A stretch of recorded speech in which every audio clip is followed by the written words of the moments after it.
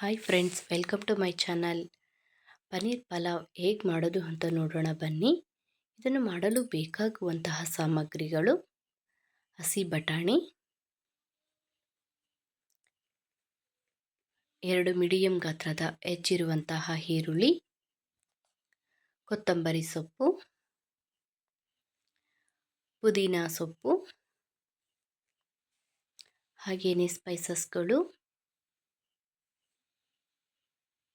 ನಂತರ 2 table spoon ಧನಿಯಾ ಪುಡಿ, 1 table spoon garam masala, ಅದೇ ರೀತಿ ಬೀನ್ಸ್ ಮತ್ತು ಕ್ಯಾರೆಟ್, 2 ಟೇಬಲ್ ಸ್ಪೂನ್ ಶುಂಠಿ ಬೆಳ್ಳುಳ್ಳಿ ಪೇಸ್ಟ್, ಅಕ್ಕಿ. ನಂತರ ಮಸಾಲೆ ರುಬ್ಕೊಳ್ಳೋದಕ್ಕೋಸ್ಕರ ನಾನು ಈರುಳ್ಳಿ ಮತ್ತು ಒಂದು 15 ಹಸಿಮೆಣಸಿನಕಾಯಿ, ಸ್ವಲ್ಪ ತೆಂಗಿನಕಾಯಿ ತುರಿ, 1 ಆ್ಯಪಲ್ ಟೊಮೊಟೊ ತಗೊಂಡಿದ್ದೀನಿ. ಈ ಎಲ್ಲ ಸಾಮಗ್ರಿಗಳನ್ನು ನಾವು ಒಂದು ಮಿಕ್ಸಿ ಜಾರನ್ನು ತೆಗೆದುಕೊಂಡು ಅದರಲ್ಲಿ ಸಾಫ್ಟಾಗಿ ಪೇಸ್ಟ್ ಮಾಡ್ಕೊಳ್ಳೋಣ. ನೋಡಿ, ಈ ರೀತಿಯಾಗಿ ಪೇಸ್ಟ್ ಮಾಡ್ಕೊಂಡಿದ್ದೀನಿ.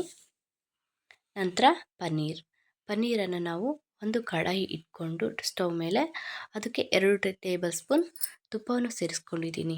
ಇದಕ್ಕೆ ನಾವು ಪನ್ನೀರನ್ನು ಹಾಕ್ಕೊಂಡು ಮೀಡಿಯಂ ಫ್ಲೇಮಲ್ಲಿ ಉರಿನ ಇಟ್ಕೊಂಡು ನಾವು ಇದನ್ನು ರೋಸ್ಟ್ ಮಾಡ್ಕೊಳ್ಳೋಣ. ನೋಡಿ, ಈ ರೀತಿಯಾಗಿ ನಾವು ರೋಸ್ಟ್ ಮಾಡ್ಕೋಬೇಕು. ಹೈ ಫ್ಲೇಮ್ ಇಡೋಕ್ಕೆ ಹೋಗ್ಬೇಡಿ, ಉರಿನ ಮೀಡಿಯಂ ಫ್ಲೇಮ್ ಇಟ್ಕೊಂಡು ಇದನ್ನು ರೋಸ್ಟ್ ಮಾಡಿ. ಬ್ರೌನ್ ಕಲರ್ ಆಗೋ ತನಕ ನಾವು ರೋಸ್ಟ್ ಮಾಡ್ಕೋಬೇಕು. ತುಪ್ಪದಲ್ಲಿ ನಾವು ರೋಸ್ಟ್ ಮಾಡ್ಕೊಳ್ಳೋದ್ರಿಂದ ಟೇಸ್ಟು ಡಿಫ್ರೆಂಟಾಗಿ ಬರುತ್ತೆ. ಎಣ್ಣೆಲೂ ಸಹ ನಾವು ಫ್ರೈ ಮಾಡ್ಕೋಬೋದು, ಬಟ್ ತುಪ್ಪದಲ್ಲಿ ಫ್ರೈ ಮಾಡ್ಕೊಳ್ಳೋದ್ರಿಂದ ಟೇಸ್ಟ್ ಡಿಫ್ರೆಂಟಾಗಿರುತ್ತೆ. ನೋಡಿ, ಈ ರೀತಿಯಾಗಿ ನಾವು ಫ್ರೈ ಮಾಡ್ಕೋಬೇಕು. ನಂತರ ನಾವು ಸ್ಟವ್ ಮೇಲೆ ಒಂದು ಕುಕ್ಕರನ್ನು ಇಟ್ಕೊಂಡು ಅದಕ್ಕೆ 4ರಿಂದ 5 ಟೇಬಲ್ ಸ್ಪೂನ್ ನಾನು ಕುಕ್ಕಿಂಗ್ ಆಯಿಲ್ನ ಸೇರಿಸ್ಕೊಂಡಿದ್ದೀನಿ. ಇದಕ್ಕೆ ನಾವು ಸ್ಪೈಸಸ್ಗಳನ್ನ ಹಾಕ್ಕೊಂಡು ಫ್ರೈ ಮಾಡ್ಕೋಬೇಕು. ಸ್ವಲ್ಪ ಅದು ಎಣ್ಣೆಯಲ್ಲಿ ಫ್ರೈ ಆಗಬೇಕು. ನೋಡಿ, ಈ ರೀತಿಯಾಗಿ. ನಂತರ ಇದಕ್ಕೆ ನಾನು ಹೆಚ್ಚಿರುವಂಥ ಈರುಳ್ಳಿನೂ ಸಹ ಸೇರಿಸ್ಕೊತಾ ಇದ್ದೀನಿ. ಈರುಳ್ಳಿನ ನಾವು ಫುಲ್ ಬ್ರೌನ್ ಆಗೋ ತನಕನೂ ಸಹ ನೀವು ಬೇಕಾದರೆ ಆ ಥರ ಫ್ರೈ ಮಾಡ್ಕೋಬೋದು.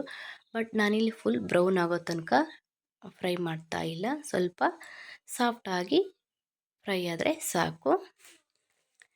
ನಂತರ ನಾನು ಈ ರೀತಿಯಾಗಿ ಫ್ರೈ ಮಾಡಿಕೊಂಡು ಇದಕ್ಕೆ ಶುಂಠಿ ಬೆಳ್ಳುಳ್ಳಿ ಪೇಸ್ಟನ್ನು ಸೇರಿಸ್ಕೋತಾ ಇದ್ದೀನಿ. ನಾವು ಎಣ್ಣೆಲಿ ಸಪ್ರೇಟಾಗಿ ಶುಂಠಿ ಬೆಳ್ಳುಳ್ಳಿ ಪೇಸ್ಟನ್ನು ಹಾಕ್ಕೊಂಡು ಫ್ರೈ ಮಾಡಿಕೊಂಡ್ರೆ ಚೆನ್ನಾಗಿರುತ್ತೆ. ಕೆಲವೊಬ್ಬರು ಮಸಾಲೆಯಲ್ಲಿಯೂ ಸಹ ಹಾಕ್ಕೋತಾರೆ, ಬಟ್ ನಾವು ಈ ಥರ ಸಪ್ರೇಟಾಗಿ ಶುಂಠಿ ಬೆಳ್ಳುಳ್ಳಿ ಪೇಸ್ಟನ್ನು ಹಾಕಿ ಫ್ರೈ ಮಾಡಿಕೊಂಡ್ರೆ ಚೆನ್ನಾಗಿರುತ್ತೆ.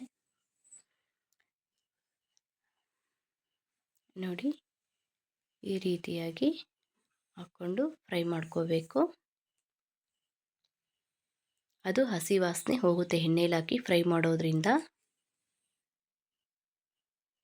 ನಂತರ ಇದಕ್ಕೆ ನಾನು ಟೊಮೊಟೊವನ್ನು ಸೇರಿಸ್ಕೊತಾ ಇದ್ದೀನಿ.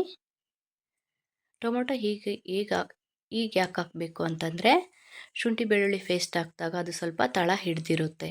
ಸೊ ನಾವೀಗ ಟೊಮೊಟೊ ಹಾಕೋದ್ರಿಂದ ಅದು ಸ್ವಲ್ಪ ತಳ ಬಿಡುತ್ತೆ. ನಂತರ ಇದಕ್ಕೆ ನಾನು ಹೆಚ್ಚಿರುವಂತಹ ಕೊತ್ತಂಬರಿ ಮತ್ತು ಪುದೀನನೂ ಸಹ ಹಾಕ್ತಾ ಇದ್ದೀನಿ.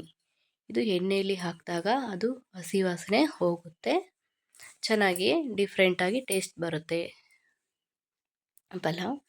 ಸೊ ಇದನ್ನು ನಾವು ಮಸಾಲೆ ಜೊತೆಗೂ ಸಹ ನಾವು ಪೇಸ್ಟ್ ಮಾಡ್ಕೋಬೋದು, ಬಟ್ ಈ ಥರ ಹಾಕೋದ್ರಿಂದ ಚೆನ್ನಾಗಿ ಬರುತ್ತೆ.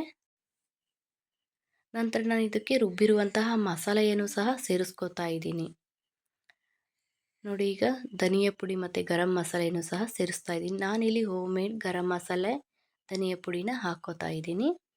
ಇದನ್ನು ಒಂದು 3 to 4 ಮಿನಿಟ್ಸ್ ನಾವು ಮಸಾಲೆಯನ್ನು ಫ್ರೈ ಮಾಡ್ಕೋಬೇಕು ಎಣ್ಣೆಯಲ್ಲಿ. 3 to 4 ಮಿನಿಟ್ಸ್ ಅದು ಎಣ್ಣೆ ಬಿಡುತ್ತೆ, ಅಲ್ಲಿ ತನಕ ಫ್ರೈ ಮಾಡ್ಕೊಳ್ಳಿ. ಇದಕ್ಕೆ ಅರಿಶಿಣನೂ ಸಹ ಸೇರಿಸ್ಕೋತಾ ಇದ್ದೀನಿ. ನಂತರ ಇದಕ್ಕೆ ಎಲ್ಲ ತರಕಾರಿನ ನಾನು ಸೇರಿಸ್ಕೋತಾ ಇದ್ದೀನಿ. ಇದನ್ನು ಸಹ ನಾವು ಮಸಾಲೆ ಜೊತೆ ಮಿಕ್ಸ್ ಮಾಡಬೇಕು. ಸ್ವಲ್ಪ 1 ಮಿನಿಟ್ಸ್ ಇದ್ರ ಜೊತೆ ಬಿಟ್ಟರೆ ಸಾಕು.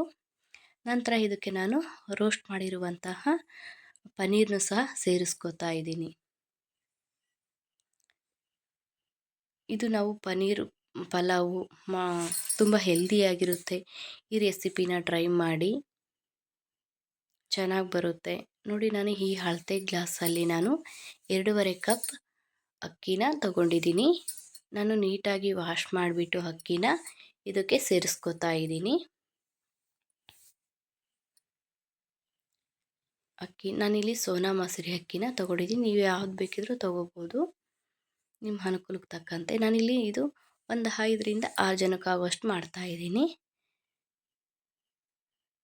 ನೋಡಿ, ಈ ರೀತಿಯಾಗಿ ಚೆನ್ನಾಗಿ ಮಿಕ್ಸ್ ಮಾಡ್ಕೋಬೇಕು. ನಂತರ ಇದಕ್ಕೆ ನಾನು 1 ಕಪ್ ಅಕ್ಕಿಗೆ 2 ಕಪ್ ಆಗೋಷ್ಟು ನೀರು ಸೇರಿಸ್ಕೊತಾ ಇದ್ದೀನಿ. ಈಗ ಇದನ್ನು ನೀಟಾಗಿ ಮಿಕ್ಸ್ ಮಾಡ್ಕೊಳ್ಳೋಣ. ನಾನಿಲ್ಲಿ ವಿತೌಟ್ ವಿಸೆಲ್ ನಾನು ಕ್ಲೋಸ್ ಮಾಡ್ತಾ ಇದ್ದೀನಿ. ಯಾಕಂದರೆ ಇದು ಒಂದು ಕುದಿ ಬಂದ ನಂತರ ನಾನು ಇದನ್ನು ಕ್ಲೋಸ್ ಮಾಡ್ತೀನಿ. ಉಪ್ಪನ್ನು ಸಹ ಸೇರಿಸ್ಕೊಳ್ಳೋಣ.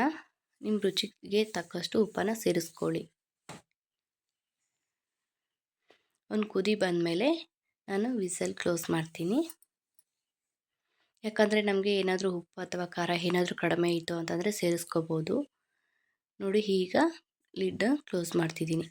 ಪನ್ನೀರ್ ಹೆಲ್ದಿಯಾಗಿರ್ತಕ್ಕಂಥದ್ದು. ಸೊ ಇದನ್ನು ನಾವು ಈ ಪನ್ನೀರನ್ನ ನಾವು ಪಲಾವಲ್ಲಿ ಹಾಕ್ಕೊಂಡು ಮಾಡ್ಕೋತಾ ಇದ್ದೀವಿ. ಏಕೆಂದರೆ ಈ ಪನ್ನೀರು ಹೆಲ್ದಿಯಾಗಿರ್ತಕ್ಕಂಥದ್ದು. ಇದು ನಮ್ಮ ಬೋನ್ಸನ್ನು ಮತ್ತು ಟೀತನ್ನು ತುಂಬ ಸ್ಟ್ರಾಂಗ್ ಮಾಡುತ್ತೆ. ಇದರಲ್ಲಿ ಹೆಚ್ಚಾಗಿ ಪ್ರೋಟೀನ್ ಮತ್ತು ಮಿನರಲ್ಸ್, ಕ್ಯಾಲ್ಸಿಯಂ ಇರುತ್ತೆ. ಮಕ್ಕಳಿಗಂತೂ ತುಂಬಾ ಹೆಲ್ದಿಯಾಗಿರ್ತಕ್ಕಂತಹ ರೆಸಿಪಿ. ಒಮ್ಮೆ ನೀವು ಇದನ್ನು ಟ್ರೈ ಮಾಡಿ ನೋಡಿ, ಹೇಗೆ ಬಂತು ಅಂತ ಕಾಮೆಂಟ್ಸಲ್ಲಿ ತಿಳಿಸಿ. ನಾವು ಹೆಲ್ದಿ ರೆಸಿಪೀಸ್ಗೋಸ್ಕರ ನನ್ನ ಚಾನಲ್ನ ಸಬ್ಸ್ಕ್ರೈಬ್ ಮಾಡ್ಕೊಳ್ಳಿ. Thank you. Bye. Keep watching.